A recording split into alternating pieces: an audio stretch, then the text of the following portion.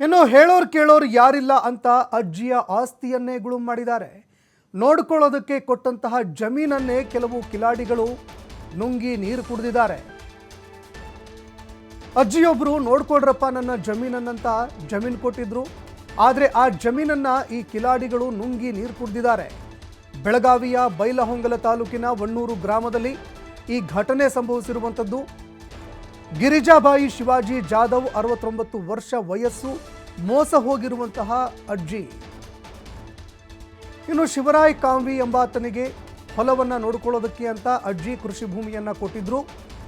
ಆದರೆ ನಕಲಿ ದಾಖಲೆಗಳನ್ನು ಸೃಷ್ಟಿ ಮಾಡಿಕೊಂಡು ವಯೋವೃದ್ಧೆಯ ಜಮೀನನ್ನು ಶಿವರಾಯ್ ಖರೀದಿಯೇ ಮಾಡ್ಕೊಂಡ್ಬಿಟ್ಟಿದ್ದಾರೆ. 9.4 ಗುಂಟೆ ಜಮೀನಿಗೆ ನಕಲಿ ದಾಖಲೆಗಳನ್ನು ಸೃಷ್ಟಿ ಮಾಡಿ ಅದನ್ನು ಖರೀದಿನೇ ಮಾಡ್ಕೊಂಡ್ಬಿಟ್ಟಿದ್ದಾರೆ. ಇನ್ನು ಅದೇ ರೀತಿಯಾಗಿ ಯಾವಾಗ ಈ ಒಂದು ಮಾಹಿತಿ ಗೊತ್ತಾಯಿತು, ವಿಷಯ ಗೊತ್ತಾಗ್ತಾ ಇದ್ದಂತೆ ಅಜ್ಜಿ ಕಂಗಾಲಾಗಿ ಹೋಗಿದ್ದಾರೆ. ನಕಲಿ ದಾಖಲೆಗಳನ್ನು ಸೃಷ್ಟಿ ಮಾಡಿಕೊಂಡು ನೋಡ್ಕೊಳ್ಳೋದಕ್ಕೆ ಅಂತ ಕೊಟ್ಟಿದ್ದಂತಹ ಜಮೀನನ್ನು ಖದೀಮರು ತಮ್ಮ ಹೆಸರಿಗೆ ಬರೆಸ್ಕೊಂಡಿದ್ದಾರೆ.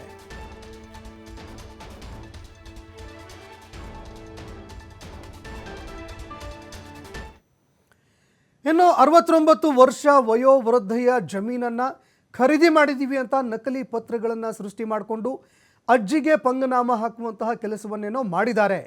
ಆದರೆ ಇದೀಗ ಈ ಪ್ರಕರಣ ಬೆಳಕಿಗೆ ಬರ್ತಾ ಇದ್ದಂತೆ ಭೀಮಪ್ಪ ಕಾವಿ, ಶಿವರಾಯಪ್ಪ ಕಾವಿ ಎಂಬವರಿಂದ ವಂಚನೆ ಆಗಿದೆ ಅನ್ನುವಂಥದ್ದು ಗೊತ್ತಾಗ್ತಾ ಇದೆ. ಭೀಮಪ್ಪ ಮತ್ತು ಶಿವರಾಯಪ್ಪ ಕಾವಿ ಎಂಬವರು ಈ ವಂಚನೆ ಮಾಡಿದ್ದಾರೆ ಅನ್ನುವಂತಹ ಮಾಹಿತಿಗಳು ಲಭ್ಯವಾಗ್ತಾ ಇದೆ. ಒಂದು ನಕಲಿ ಆಧಾರ್ ಕಾರ್ಡ್ ಸೃಷ್ಟಿ ಮಾಡಿ ಇಡೀ ಜಮೀನನ್ನು ನುಂಗಿ ನೀರು ಕುಡಿದಿದ್ದಾರೆ ಈ ಕಿರಾತಕರು. ಬೇರೊಬ್ಬ ವೃದ್ಧೆಯನ್ನು ಕರೆತಂದು ದಾಖಲೆಗಳನ್ನು ಸೃಷ್ಟಿ ಮಾಡಿದ್ದಾರೆ. ನಕಲಿ ದಾಖಲೆಗಳನ್ನು ಬೇರೊಬ್ಬ ಯಾರೋ ಒಬ್ಬ ಅಜ್ಜಿಯನ್ನು ಕರೆದುಕೊಂಡು ಬಂದು ದಾಖಲೆಗಳನ್ನು ಸೃಷ್ಟಿ ಮಾಡಿದ್ದಾರೆ. ಗದ್ದೆಯ ಪಹಣಿ ತೆಗೆಸಿ ನೋಡಿದಂತಹ ಸಂದರ್ಭದಲ್ಲಿ ಭೀಮಪ್ಪ, ಶಿವರಾಯ ಇಬ್ಬರ ಕೃತ್ಯ ಬಯಲಾಗಿದೆ. ಇನ್ನು ಈ ಒಂದು ವಿಷಯ ಬೆಳಕಿಗೆ ಬರ್ತಾ ಇದ್ದಂತೆ ನನಗೆ ನ್ಯಾಯ ಕೊಡಿಸಿ ಅಂತ ತಹಶೀಲ್ದಾರ್ ಹಾಗೂ ಎಸಿ ಇಬ್ಬರ ಮೊರೆ ಹೋಗಿದ್ದಾರೆ ವಯೋವೃದ್ಧೆ.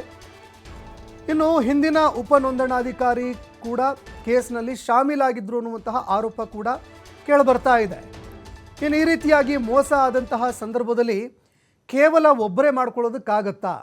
ಏನೋ ನಕಲಿ ದಾಖಲೆಗಳನ್ನು ಸೃಷ್ಟಿ ಮಾಡಿಕೊಂಡ್ರು, ನಕಲಿ ದಾಖಲೆಗಳನ್ನು ಸೃಷ್ಟಿ ಮಾಡಿಕೊಂಡು ಈ ರೀತಿಯಾಗಿ ವಂಚನೆ ಮಾಡೋದಕ್ಕಾಗತ್ತಾ ಅಂತ ನೋಡಿದ್ರೆ ಸಾಧ್ಯನೇ ಇಲ್ಲ.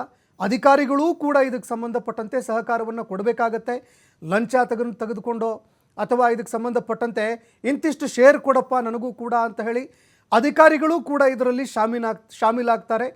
ಇನ್ನು ಅದೇ ರೀತಿಯಾಗಿ ಈ ಹಿಂದೆ ಇದ್ದಂತಹ ಉಪನೋಂದಣಾಧಿಕಾರಿ ಕೂಡ ಈ ಕೇಸ್ನಲ್ಲಿ ಶಾಮೀಲಾಗಿದ್ದಾರೆ ಅನ್ನುವಂತಹ ಆರೋಪ ಕೂಡ ಕೇಳಿಬರ್ತಾ ಇದೆ.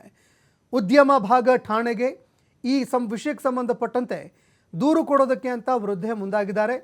ಯಾವಾಗ ಈ ರೀತಿಯಾಗಿ ನನಗೇ ಗೊತ್ತಿಲ್ಲದೆ ತನ್ನ ಜಮೀನನ್ನು ಬೇರೆಯವರು ಬರೆಸ್ಕೊಂಡಿದ್ದಾರೆ ಅನ್ನುವಂಥದ್ದು ಗೊತ್ತಾಗತ್ತೆ, ಅಜ್ಜಿ ಒಂದು ಕ್ಷಣ ಬೆಚ್ಚಿ ಬೀಳ್ತಾರೆ. ಭೀಮಪ್ಪ ಕಾವಿ, ಶಿವರಾಯಪ್ಪ ಕಾವಿ ಇಬ್ಬರೂ ಕೂಡ ಅಜ್ಜಿಗೆ ಮೋಸ ಮಾಡಿದ್ದಾರೆ, ವಂಚನೆ ಮಾಡಿದ್ದಾರೆ ಅನ್ನುವಂಥದ್ದು ಗೊತ್ತಾಗತ್ತೆ. ಇನ್ನು ಯಾವ ರೀತಿಯಾಗಿ ಮಾಡಿದ್ರು ಇವರು? ಒಂದು ನಕಲಿ ಆಧಾರ್ ಕಾರ್ಡನ್ನು ಸೃಷ್ಟಿ ಮಾಡ್ತಾರೆ. ನಕಲಿ ಆಧಾರ್ ಕಾರ್ಡ್ ಸೃಷ್ಟಿ ಮಾಡಿ ಅಜ್ಜಿಯ ಜಮೀನನ್ನು ನುಂಗಿ ನೀರು ಕುಡಿತಾರೆ. ಇನ್ನು ಬೇರೊಬ್ಬ ವೃದ್ಧೆಯನ್ನು ಕೂಡ ಕರೆತರ್ತಾರೆ. ಇವರೇ ಆ ವೃದ್ಧೆ ಅಂಥೇಳಿ ಬೇರೊಬ್ಬ ವೃದ್ಧೆಯನ್ನು ಕರೆದುಕೊಂಡು ಬರ್ತಾರೆ.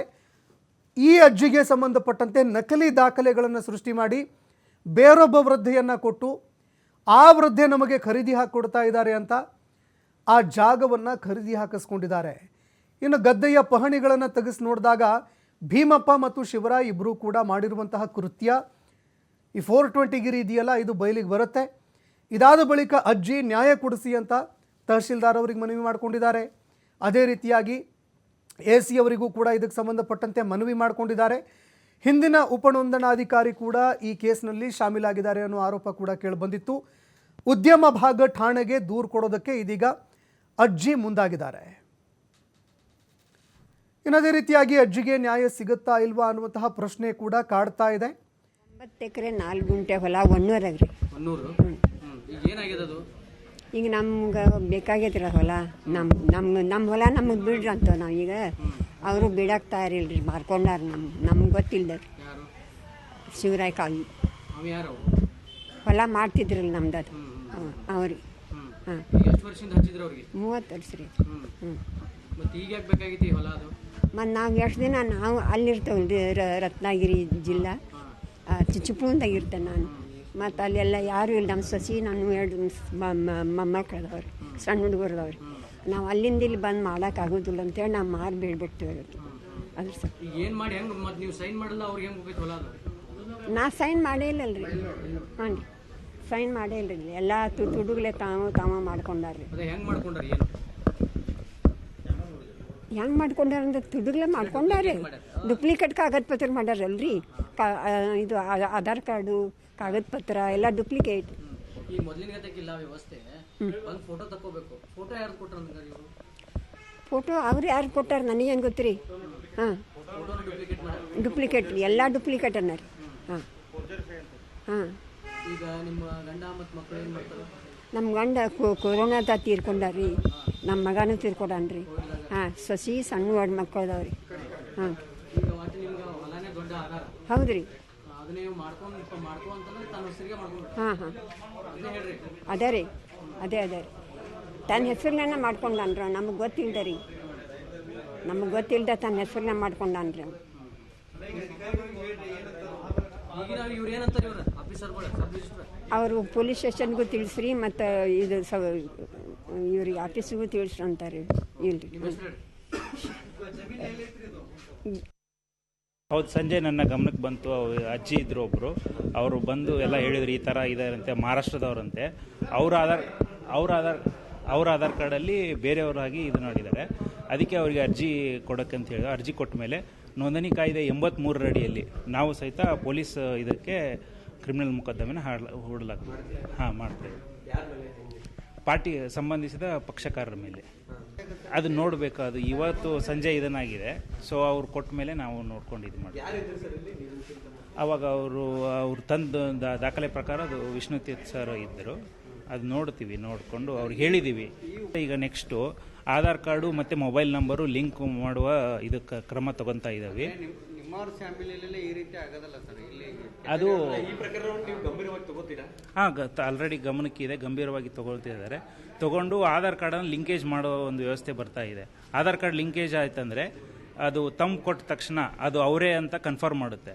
ಸೊ ಅವಾಗ ಈ ಪ್ರಕರಣಗಳಿಗೆ ಅಂತ್ಯ ಹಾಡ್ಬೋದು. ಅಲ್ಲ, ಈಗ ಏನು ಘಟನೆ ಪ್ರಕರಣ ಆಗಿದೆಯಲ್ಲ, ಇದರಲ್ಲಿ ನಿಮ್ಮ ಇಲ್ಲಿರುವಂಥ ಕೆಲವೊಂದಿಷ್ಟು ಸಿಬ್ಬಂದಿಗಳು ಕೂಡ ಶಾಮೀಲಾಗಿದ್ದಾರೆ. ಸೊ ಅಂಥವ್ರ ವಿರುದ್ಧನೂ ಕ್ರಮ ಆಗುತ್ತೆ ಅನ್ನೋದು? ಇಲ್ಲ, ಅದ್ರ ಬಗ್ಗೆ ನನಗೇನು ಗೊತ್ತಾಗಿದೆ. ನಾನು ಇವಾಗ ಸಂಜೆ ಗಮನಕ್ಕೆ ಬಂದಿದೆ.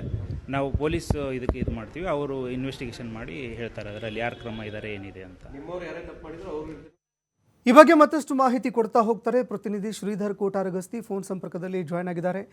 ಶ್ರೀಧರ್, ನೋಡ್ಕೊಳ್ಳೋದಕ್ಕೆ ಅಂತ ಕೊಟ್ಟಿರುವಂತಹ ಜಮೀನನ್ನು ತನ್ನ ಹೆಸರಿಗೆ ಬರೆಸ್ಕೊಂಡಿದ್ದಾರೆ ಅಂತ ಅನ್ಯಾಯಕ್ಕೆ ಒಳಗಾಗಿರುವಂತಹ ಅಜ್ಜಿಯೊಬ್ಬರು ಹೇಳ್ತಾ ಇದ್ದಾರೆ. ಏನಿದು ಪ್ರಕರಣ? ಈ ಬಗ್ಗೆ ಮತ್ತಷ್ಟು ಮಾಹಿತಿ ಕೊಡೋದಾದ್ರೆ.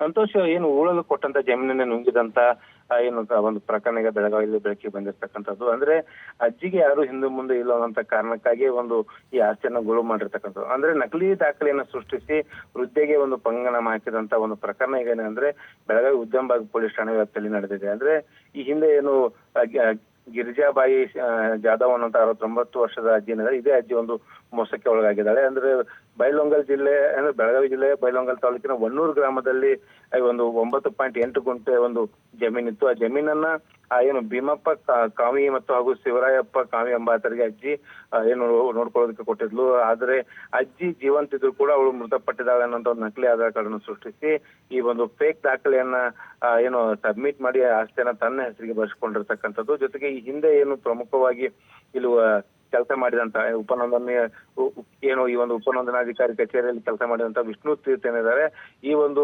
ಪ್ರಕರಣದಲ್ಲಿ ಭಾಗಿಯಾಗಿದ್ದಾರೆ ಅಂತ ಆರೋಪವನ್ನು ಕೂಡ ಅವ್ರು ಮಾಡುವಂತದ್ದು. ಆದ್ರೆ ಈಗಾಗಲೇ ಈಗ ಒಂದು ಅಜ್ಜಿಗೆ ಮೋಸ ಆಗಿದ್ದು, ಇದನ್ನ ಈಗ ತನ್ನ ನ್ಯಾಯಕ್ಕಾಗಿ ಅಜ್ಜಿ ಈಗ ಬೈಲೊಂಗಲ್ ಎಸ್ಸಿ ಮತ್ತು ಏನು ಸ್ಥಳೀಯ ಏನು ತಹಸೀಲ್ದಾರ್ ಕೂಡ ಒಂದು ದೂರನ್ನ ಕೊಟ್ಟಿದ್ದಾರೆ. ಅದ್ರ ಜೊತೆಗೆ ಉದ್ಯಮಬಾಗ್ ಪೊಲೀಸ್ ಠಾಣೆಯಲ್ಲಿ ಕೂಡ ಒಂದು ದೂರು ದಾಖಲಿಸಿಕೊಂಡು ಮುಂದಾಗಿರ್ತಕ್ಕಂಥದ್ದು. ಜೊತೆಗೆ ಈ ಒಂದು ಪ್ರಕರಣ ಕೂಡ ಈಗ ಏನು ಉಪನೋಂದಣಿ ಅಧಿಕಾರಿಗಳ ಗಮನಕ್ಕೆ ಕೂಡ ಬಂದಿರತಕ್ಕಂಥದ್ದು. ಮತ್ತು ಸ್ಥಳೀಯ ಅಧಿಕಾರಿ ಆದಂತಹ ಆನಂದ್ ಬದ್ನಿಕಾಯಿ ಏನಿದ್ದಾರೆ, ಇವರು ಕೂಡ ಒಂದು ಉದ್ಯಮಬಾಗ್ ಪೊಲೀಸ್ ಠಾಣೆಯಲ್ಲಿ ಈ ರೀತಿಯ ಒಂದು ಫೇಕ್ ದಾಖಲೆ ಸೃಷ್ಟಿಸಿ ಒಂದು ಮೋಸ ಮಾಡಿರ್ತಕ್ಕಂಥ ಪ್ರಕರಣದ ಕುರಿತು ದೂರು ಕೊಡೋದು ಕೂಡ ಮುಂದಾಗಿರ್ತಕ್ಕಂಥದ್ದು. ಈಗ ಕಾನೂನು ಹೋರಾಟದ ಬಳಿಕ ಈಗ ಏನು ತಪ್ಪಿತಸ್ಥ ಆರೋಪಿಗಳ ವಿರುದ್ಧ ಕ್ರಮ ಆದ್ರೆ ಮಾತ್ರ ಈ ಒಂದು ಅಜ್ಜಿಯ ಏನು ಮೋಸದಿಂದ ಪಡೆದಂತ ಜಮೀನೇನಿದೆ ಅದು ವಾಪಸ್ ಸಿಗಲಿದೆ. ಸಂತೋಷ್. ಧನ್ಯವಾದಗಳು ಶ್ರೀಧರ್ ನಿಮ್ಮೆಲ್ಲ ಮಾಹಿತಿಗೆ.